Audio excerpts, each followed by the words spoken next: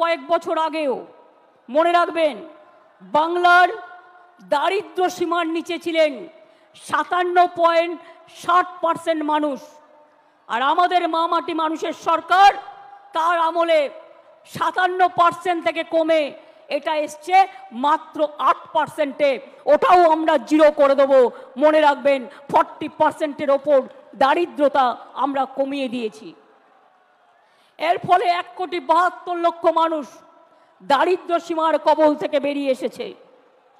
মনে রাখবেন লক্ষ্মীর ভাণ্ডার, কন্যাশ্রী, রূপশ্রীর জন্য আমরা 60,000 কোটি টাকা খরচ করেছি। আরও লক্ষ্মীর ভাণ্ডারের অনেক প্রাপক, বিধবা ভাতা, বাংলার বাড়ি আমরা ডিসেম্বর থেকে শুরু করব এবং আমাদের কাছে যে লিস্ট আছে তা নিয়ে কাজ হবে। লক্ষ্মীর ভাণ্ডারেই শুধু 2,15,00,000 মহিলাকে আমরা 40,000 কোটি টাকা এর মধ্যে দিয়েছি। মনে রাখবেন মানবিক ভাতা, বার্ধক্য ভাতাও আমরা প্রায় 25 লক্ষ মানুষ, 29 লক্ষ লোককে পৌঁছে দিয়েছি। আর স্বাস্থ্যসাথীতে আমরা মনে রাখবেন 10,000 কোটি টাকার বেশি স্বাস্থ্যসাথীতে বিনা পয়সায় মানুষকে আমরা চিকিৎসা দিয়েছি। তাছাড়াও সরকারিভাবে অনেক সাহায্য করি আমরা। এটা মাথায় রাখবেন, মানুষের কাছে কাজ করে দেব, দরকার হলে নিজে গিয়ে তার দরখাস্তটা লিখে দেব। আমি অল মিউনিসিপ্যালিটি, পঞ্চায়েত, এমএলএ, এমপিদের সকলকে বলবো এখন থেকে কোনো অভিযোগ যেন কারো বিরুদ্ধে দল না পায়। যদি কোনো অভিযোগ কারো বিরুদ্ধে পায় আমরা কিন্তু উপযুক্ত অ্যাকশন নেব, এটা মাথায় রাখবেন। আমি চাই আপনারা গরিব থাকুন, মানে যা আছে ঘরে সেটা খেয়ে বেঁচে থাকুন। আমার লোভ করবার দরকার নই, আমরা লোভী হতে চাই না, আমরা মানুষের বন্ধু হতে চাই। যতদিন আপনারা এই কাজটা করে যেতে পারবেন ততদিন মনে রাখবেন আপনাদের কেউ সরাতে পারবে না, আপনাদের কেউ হটাতে পারবে না। অন্যায় করলে আপনারা দেখেছেন আমি তৃণমূল কংগ্রেসকেও ছাড়ি না, তৃণমূল কংগ্রেসকেও গ্রেপ্তার করি। অন্যায় করবেন না, অন্যায় সহ্যও করবেন না। এবং পরিষ্কার বলছি, মা বোনেদের সম্মান দেবেন। আরও বেশি করে সংখ্যালঘু, schedule caste, schedule tribe, OBC এবং আমাদের হিন্দু, মুসলিম, শিখ, ইসাই সবাইকে সাথে নিয়ে একসাথে বাঁচতে হবে। এই কদিন আগে মহরম হয়ে গেল, শুরু হয়েছে শ্রাবণী মেলা। ভোলে বাবা পার লাগাও, ত্রিশূলধারী শক্তি যোগাও। তারপরে আসছে দুর্গা পুজো। সব অনুষ্ঠান যেন ভালোভাবে শান্তিতে পালিত করতে পারি। ঈদই হোক, বকরি ঈদই হোক, বড়দিনই হোক, যে প্রোগ্রামই হোক, দুর্গা পুজোই হোক, কালী পুজোই হোক, লক্ষ্মী পুজোই হোক, সরস্বতী পুজোই হোক, পুজো কিন্তু এবার একটু তাড়াতাড়ি এসে গেছে। আমি আপনাদের বলবো আমাদের সকলকে আমরা বাংলার অস্তিত্ব রক্ষা করব। বাংলার অস্তিত্ব রক্ষা করবেন তো? বাংলাই কিন্তু দেশের অস্তিত্ব রক্ষা করবে। তার কারণ বাংলা ছাড়া দেশ চলতে পারে না। মনে রাখবেন জাতীয় সঙ্গীত কার লেখা? রবীন্দ্রনাথ ঠাকুর। তার জন্মভিটা কোথায়? বাংলায়। এই মাটি জাতীয় সঙ্গীতের হোতা। মনে রাখবেন নেতাজি সুভাষচন্দ্র বোসের জয় হিন্দ স্লোগান, বাংলাকে স্বাধীনতা যুদ্ধে তোমরা আমাদের রক্ত দাও, আমি দেব স্বাধীনতা, দেশকে এগিয়ে দিয়েছিল। বন্দে মাতরম, দেশকে বন্দনা করার স্লোগান কার?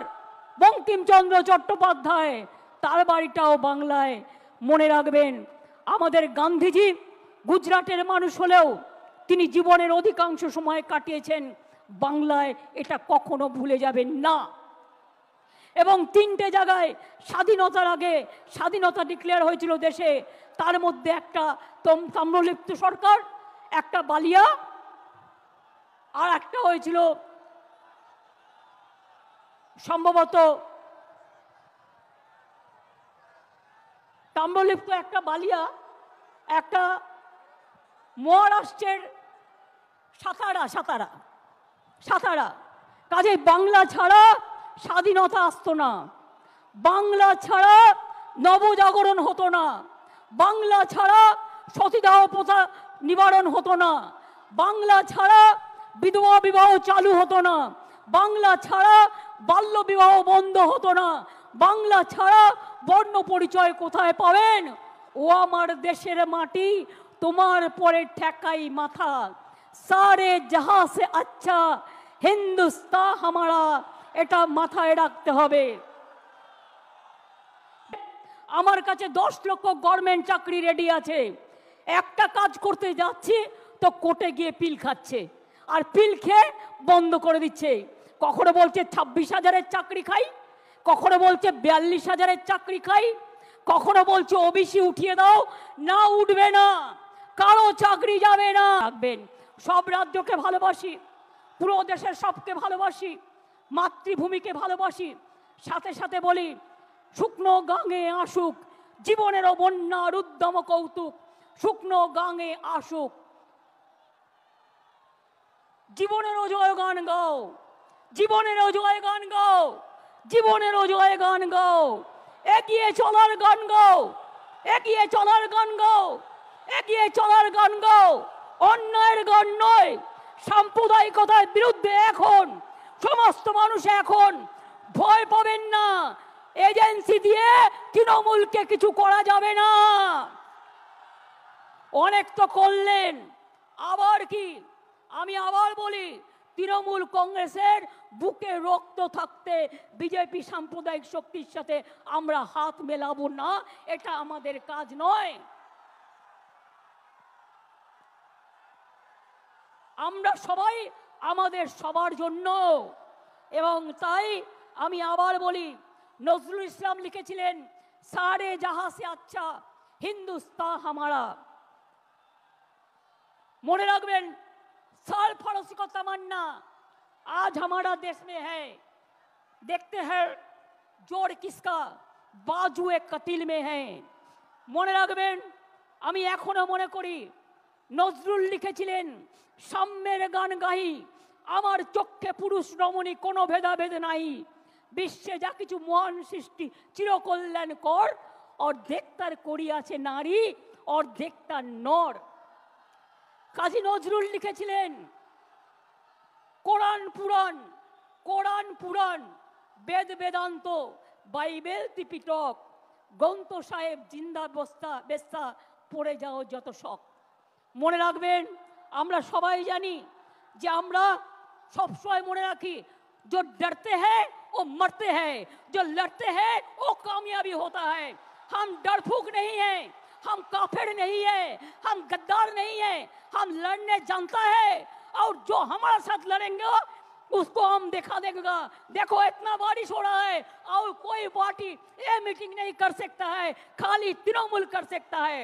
और अखिलेश जी को आज मैंने इसी के लिए बुलाया कि अखिलेश जी देख जाए तो हम पूरा हिंदुस्तान में हम कामयाबी होने के लिए अखिलेश जी जो बात कहा है उसको हम समर्थन करती हूँ, उसका सहमत करती हूँ, और एक साथ में कांध मिला के हम लोग काम करेंगे। और बीजेपी को अभी तो उसको मेजोरिटी नहीं मिला,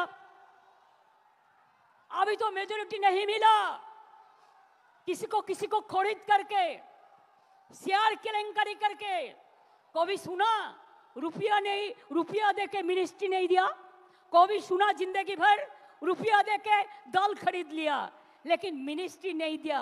और ये लोग भी इतना डरफुक है, इतना काफिर है, इतना गंदा है, इतना लोभी है कि रुपया का पास कीमत चुका दिया, अपन को मिटा दिया। हम नहीं करेंगे, हम लड़ेंगे, और हम ये विश्वास करते हैं कि हम विश्वास करते हैं रोशनी चांद से होता है, सितारों से नहीं, मोहब्बत तृणमूल से होता है और किसी से नहीं। खुद ही को कर बुलंद इतना कि हर तकदीर से पहले खुदा बंदे से खुद पूछे बता तेरी राजा क्या है। আমি ভয় করব না, ভয় করব না, দুবেলা মরার আগে মরব না ভাই, মরব না। তরিখানা বাইতে গেলে মাঝে মাঝে তুফান মেলে, তাই বলে হাল ছেড়ে দিয়ে কান্নাকাটি করব না। আর সাম্প্রদায়িকতার কাছে দুর্নীতির কাছে মাথা নত করব না। এটা আজকের দিনে শপথ নিন, এটা আমাদের অঙ্গীকার। ফিরে আসুক বারবার আমাদের শপথের অঙ্গীকার, ফিরে আসুক বারবার এদেশটা আমার, এদেশটা আপনার, এদেশটা সবার। ফিরে আসুক বারবার 21শে জুলাই। অনেক সাধারণ মানুষ হয়তো যারা তৃণমূল কংগ্রেসও করে না, তারাও আজকের দিনে আমাদের সাথে আসেন আমাদের মিটিংয়ে। আমি তাদের অন্তর থেকে আমার অনেক প্রণাম, অনেক কৃতজ্ঞতা, অনেক সালাম, অনেক দোয়া জানাই। কি বৃষ্টি গায়ে লাগলো? এত একবার চান করে নেব, ধুয়ে যাবে, কিন্তু নোংরা যদি গায়ে লাগে, মনে লাগে, সেটা কিন্তু ধোয়া যায় না। তাই কেউ যাতে আপনাদের লোভী বানাতে না পারে। আমি ভাত রুটি খেয়ে থাকবো, কিন্তু আমি অন্যায়ের সাথে আপোষ করব না। এখন থেকে মনে রাখবেন, আমাদের এটা শপথ নেবার দিন আজকে। দুর্নীতির সাথে আপোষ নয়। আর যারা ইলেক্টেড হয়ে মানুষকে সেবা দেবেন না, তাদের সাথে আমরা কোনো সম্পর্ক রাখবো না। তার কারণ মানুষকে পরিষেবা দেয়া আমাদের সবচেয়ে বড় কাজ। সাইকেলে ঘোরা ভালো। আমি সাইকেল কেন দিই সবুজ সাথী? কারণ তারা যেন স্কুলে যেতে পারে, কলেজে যেতে পারে, বাজারে যেতে পারে, মনটাকে চিরসবুজ রাখতে পারে, এগিয়ে যেতে পারে। আজকে বাংলার প্রোগ্রাম সকলে নকল করছেন, আর কেউ কেউ ইলেকশনের আগে ভাওতা প্রতিশ্রুতি দিচ্ছেন, মিথ্যে কথা বলছেন। আমরা এটা করিনি, আমরা এটা করব না। আমি বলেছিলাম ইলেকশনের সময় প্রথম ফেজে আমরা 11 লক্ষ বাড়ি দেবো, ডিসেম্বর থেকে ফার্স্ট ফেজের টাকা দেবো, আমরা করব। আমরা কথা দিলে কথা রাখি। লক্ষ্মীর ভাণ্ডার কিছু পড়ে আছে, পুজোর পরে তারা পেয়ে যাবেন। বিধবা ভাতা কিছু পড়ে আছে, পুজোর পরে সেটা পেয়ে যাবেন। পুজোটা হয়ে যাক, আমরা এগুলো ততক্ষণে রিভিউ করে নেব, আমাদের কাজগুলো করে নেব। আমি এই কথাগুলো বলে দেখলেন মানুষ কীরকম, মানুষের শব্দের জোরে, বিশ্বাসের জোরে, ভালোবাসার জোরে বৃষ্টিও থেমে গেল।